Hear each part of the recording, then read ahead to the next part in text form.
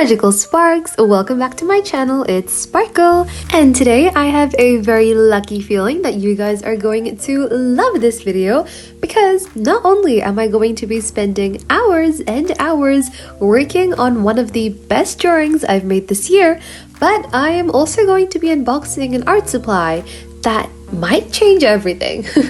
So of course, stay tuned and let's begin. Also, please excuse my voice. I am sick and I did not ask to be sick, but here we are and my voice sounds so I don't know, tired, but let's try and push through this. And yeah, I'm really excited to show you guys this drawing, this video and everything. So I really hope you guys enjoy.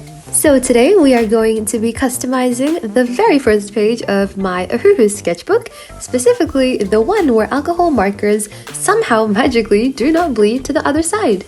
Is it pixie dust? Is it magic? Or is it just science? We will never find out.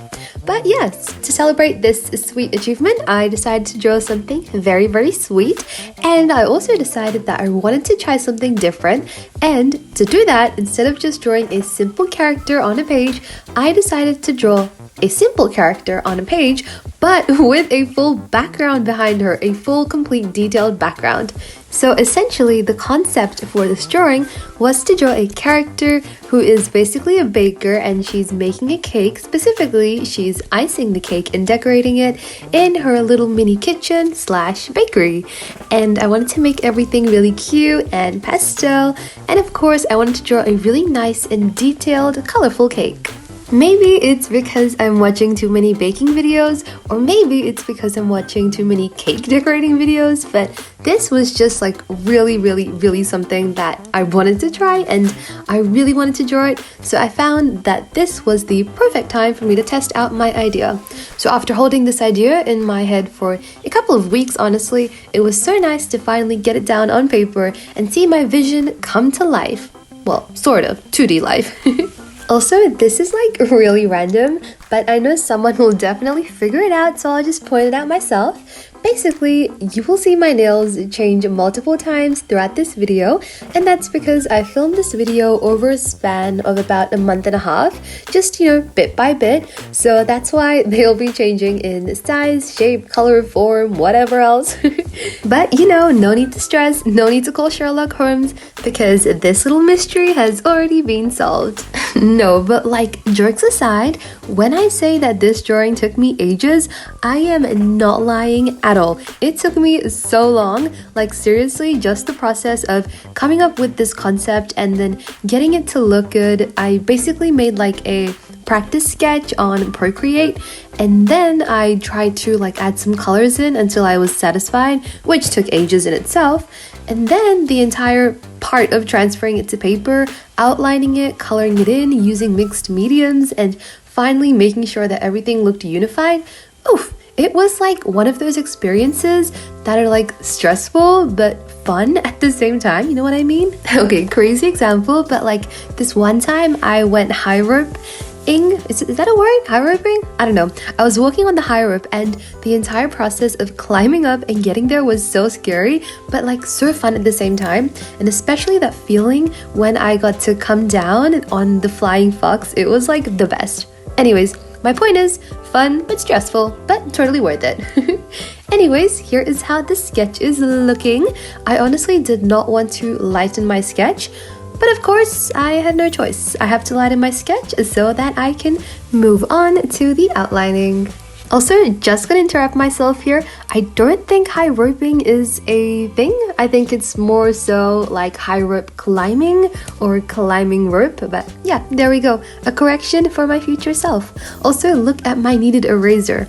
Right now, it matches my nails, but by the time we're done erasing, it is going to be a completely different shade of that color. Specifically, a very gray and desaturated shade. And here we go. This is what happens when a colorful kneaded eraser picks up graphite. It's quite sad, but it's true.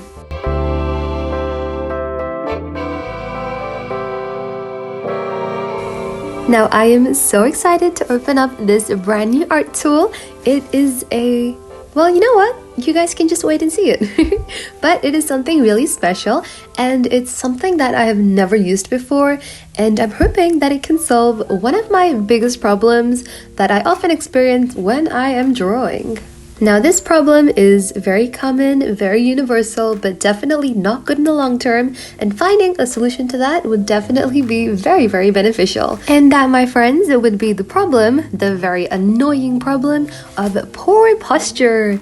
Yep, you guessed right. And that is why I got my first ever desk easel, and I am so excited to try it out. I'm hoping that this can fix my posture related problems, especially when I am making art, and, also make a good addition to my desk. So here's how it's looking. It's got a beautiful wood finish. It's super smooth to the touch, and it's also got this nice kind of non-slip mechanism on the bottom as well.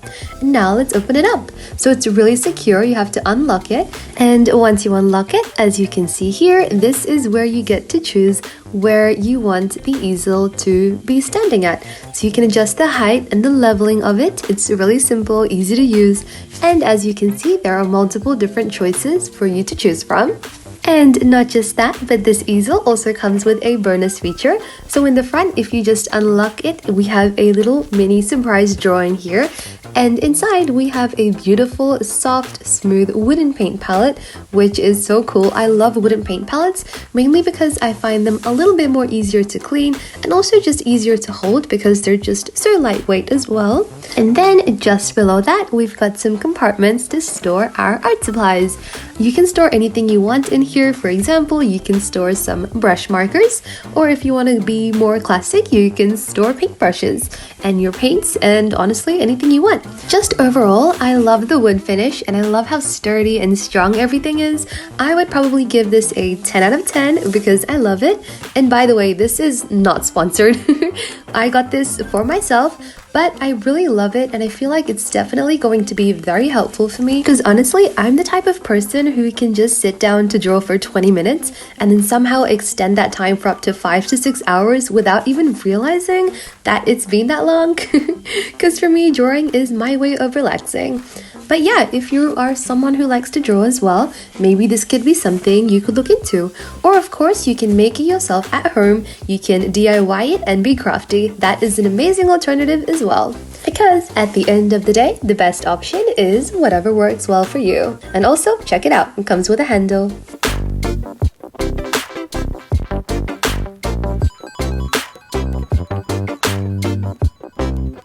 Hello and welcome back to yet another new day. Now it's time to get out my brand new desktop easel, get it set up, and get my sketchbook. So we're going to be doing the outlining, the coloring, and finishing up this drawing. And also we've got some bonus Mr. June time towards the end of the video because everyone seems to love it. So of course I'm going to add it in just for you. And with that, let us begin the line art. Now, I'm gonna be honest, as much as this desktop easel was nice for my posture, it also did take me quite a while to get the hang of it because I am so used to drawing on a flat surface, and I had to position my hand differently, I had to position my arm differently, and since I was doing line art and not sketching, there was a tiny bit of pressure because obviously you cannot erase the line art, obviously. So it was a little bit difficult, but eventually I kind of managed to grasp the idea of how I'm meant to work, and once I got used to it, it was definitely really nice and easy. Also, since I could see my drawing from a straight perspective, it also helped me to make sure that I didn't make any of my lines wonky. Sometimes we tend to do that when we are looking at our art from an angle. So yeah, it was pretty cool. And yeah, that's all I have to say. Also, this is a Sharpie fine liner. Have you heard of that before? Because I had no idea Sharpies made fine liners. Anyways, it was a gift from my dad and it works spectacularly. And now it is time to erase our sketch and begin the fun part, the coloring. So let's choose our colors.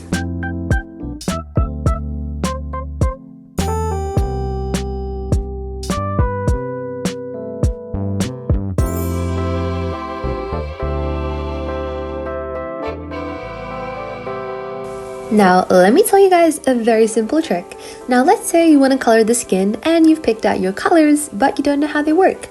A simple trick is to start off by coloring the neck so that you can see how the colors work and what you can do differently to improve your results. Once you're happy, if you color in the face, you can make those adjustments and ultimately make the face glow. Or of course, you can just go ahead, jump straight in, experiment, follow your heart, try your best, and let your destiny lead the way. Or, you know, that's just another way of saying, just relax and just color in the face. But the truth is, I learned the hard way. There was this one time I made a drawing and I used the wrong fine liner on the face and the wrong colors. And the thing is, I colored in the entire drawing and I left the face as the very last thing to color in. And this was when I was like really fresh and new to markers. So I basically messed up the face and then the entire drawing was kind of ruined and I was really sad about it. Okay, now that I'm saying it out loud, it does sound a bit dramatic, but also keep in mind, I was like a teeny tiny kid back then and I was like learning to draw and it was just really disappointing to spend so long on a drawing just to watch it kind of all fall apart with just one tiny action. But yeah, that little event kind of traumatized me for a tiny bit, and ever since then I've been trying to play it safe by coloring in the skin first and then moving on to the rest of the features. And yeah, now you know that about me. Okay, anyways, moving on now. I was really confused about whether I wanted to give the character blonde hair or brown hair.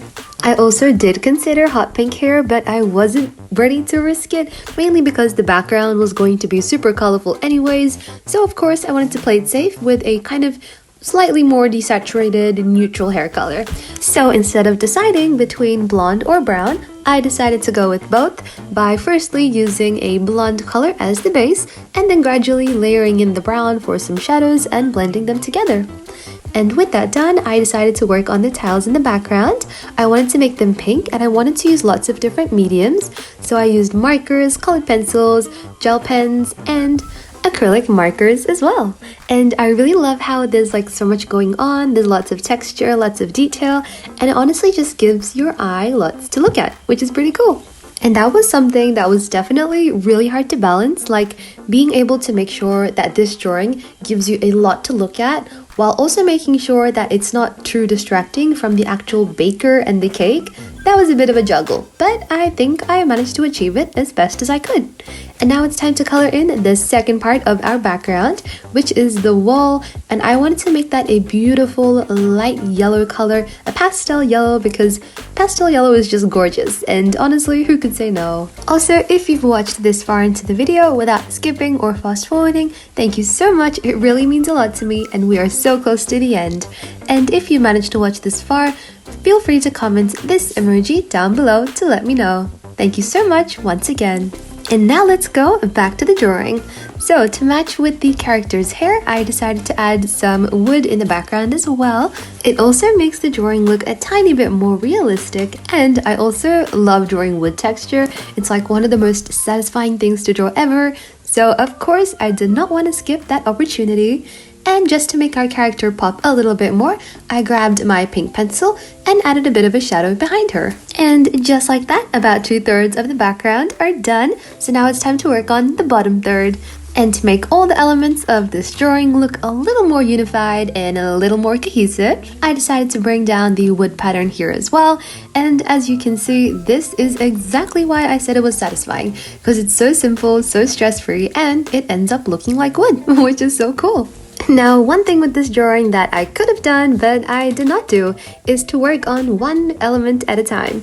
In my head, the perfect plan sounds more like coloring the character first and getting that completely done and dusted, then coloring different parts of the background in sections and getting each part done before moving on to the next, because logically that sounds like the perfect plan. It sounds simple, step by step, and easy to follow, right? Right? No. The thing is, when I'm working on a drawing like this, I love to jump between different elements. There's just something about it that kind of keeps your brain entertained. It feels like you're juggling a bunch of tasks, but you're working towards the same objective at the end, and it's just so engaging and so much fun. And honestly, if I had to choose between having fun or doing things the strict way, I think you can probably guess what I'm gonna choose. And isn't it more fun to watch when it's like this, when you have no idea what I'm gonna do next? Yep, the suspense just keeps going, doesn't it? And now, looking at this, I have like a question to ask you guys, which is, you know how we have these childhood dreams, these dreams where it just makes growing up sound like the most fun thing in the entire world? Yeah. Did you guys ever dream of becoming a baker? Because I know I did. I dreamt of becoming a baker, of becoming an artist, of becoming a fairy, of becoming a princess. What else? What else? Oh yeah, there was a ballerina on my list. There was becoming a ninja. There was doing ice skating. Yeah, anyways, this drawing just brings back little childhood dreams and fantasies. It just makes me feel good. And making a drawing that makes me feel good definitely is one of the best things that I can do. And I would definitely recommend that you try that as well. Like, let's say one day you have the most beautiful dream ever and you want to try to relive it. So try to draw it. And when you look back at that memory, you can relive that dream. For example, I have a drawing of myself wishing that I had a dog, and now that I have a dog, it is like the most sweetest thing to look back at, because every time I look back at it, I just get transported back to that time where this was like the most important thing to me, and this was like everything I kept wishing for every day. And to think that now my dream has come true, it is honestly the most lovely feeling in the world. Also guys, here is a little bonus of the behind the scenes. This is how my desk was looking. I was so in the zone that I didn't even realize how much of a mess I had made on my desk. But you know what? This mess is part of the process, and I kind of like how it looks. And now it's time for some cool camera angles as we color in the trophy. And if you're wondering why she has a trophy, I don't know. I mean, I just wanted to add something in, so I thought maybe let's add a trophy. And let's just say she got this trophy for being amazing at what she does. Yeah, that sounds pretty good. I love coming up with these drawings and making up random stories about them. It's pretty fun. And also, it's time for Mr. June time. We all love Mr. June. And here he is. This was not actually planned. He was basically just sitting underneath the table, and I thought he looked so cute, so here he is.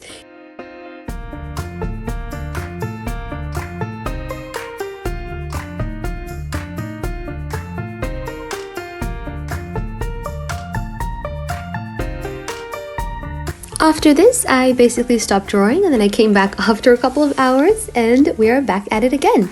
And we are signing it up. I think we all know what that means. The drawing is complete. But just before the grand reveal, I also want to write a small welcome page just next to the very front page, basically just on the back of the front cover. And I just wanted to write a simple welcome to my sketchbook.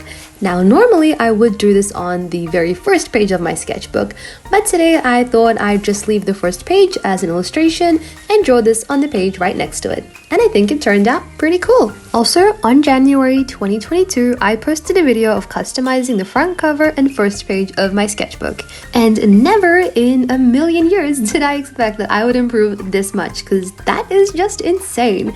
And for you guys to see the improvement, hold on, get ready, because it is time for the grand reveal. Oh my goodness, I just realized it kind of looks like the character that I just showed you from 2022, but like all grown up and as a baker. Oh, that's so cute to think of it that way. Anyways, it's time to pack up our desk easel and take a closer look at our drawing. Here's how it turned out. I put so much effort into this, so much hard work, so much time, and I am super duper happy with the process and the results. And I'm so glad that I can share it with you guys. It really means a lot to me. There's so much texture, I use so many different mediums, and I think it looks so cool. And of course, feel free to let me know your thoughts in the comments down below. And if you'd like to see more detailed drawings like this, also let me know in the comments. I am so happy to hear all your suggestions. And this drawing looks so different against different backgrounds. I also think that's pretty cool. Anyways guys, thank you so much for watching this video. I really hope you enjoyed it. And even though this is just the front page of the sketchbook, there is definitely a lot more pages to go, and I'm really excited to fill out this sketchbook. I'm excited to see what I make, and I'm curious to see how it's gonna look when it's finished, and how long that's gonna take as well. Anyways guys, thank you so much for watching. I hope you all have a fabulous day, stay awesome as always, and I will see you all in the very next video. Stay happy, stay sparkling, and I'll see you in the next one.